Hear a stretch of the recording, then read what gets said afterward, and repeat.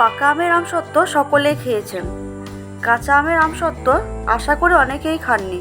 আমার কথা শুনে একবার বানিয়ে খান, আপনাদের সকলেরই ভালো লাগবে। এই গরমের রোদে আমসত্ত্ব খুব ভালো হবে। তাহলে আজ আমসত্ত্বই বানাই।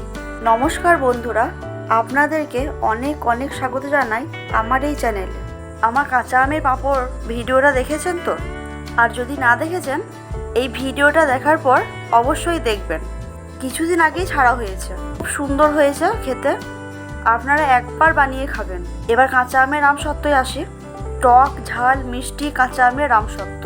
আমি এখানে দুটো কাঁচা আম নিয়ে নিয়েছি। আমগুলোকে ভালো করে ধুয়ে কেটে নিয়ে সেদ্ধ করে নেব।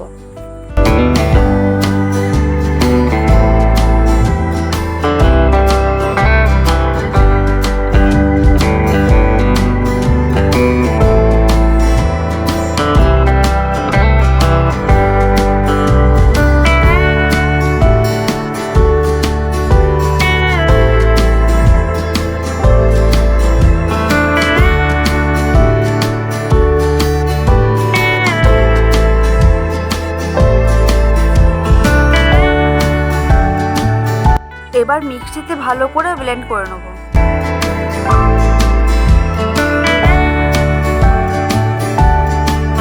ছাঁকতে তো আমাদের হবে, তাই ভালোভাবে ছেঁকে নিতে হবে।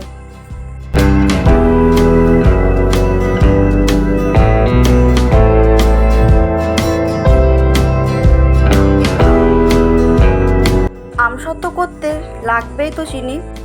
চিনি দিয়ে ভালোভাবে ফোটাবো। চিনির পরিমাণটা আমি এখানে একটু কমই দিয়েছি, যেহেতু কাঁচা আমের বানাচ্ছি তাই টকটক ভাবটা রাখার জন্য চিনিটা কম দিয়েছি। কাঁচা আমের আমসত্ত্ব তাই টকটক ভাবটা একটু রাখতেই হবে। এবার চিলি ফ্লেক্স দিয়ে ভালোভাবে ফোটাবো।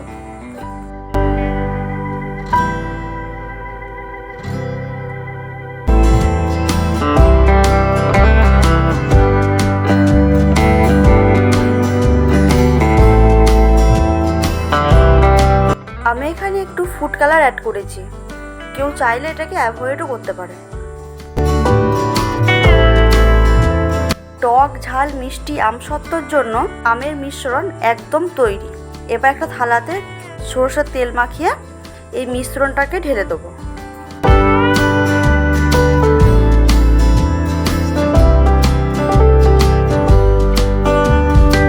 এই যা গরম পড়েছে আর যা রোদের তাপ, এতে একদিনেই শুকিয়ে যাবে আমসত্ত্ব। শুকিয়ে গেছে আমসত্ত্ব। এবার কেটে রোল করে নিলেই তৈরি আমাদের আমসত্ত্ব।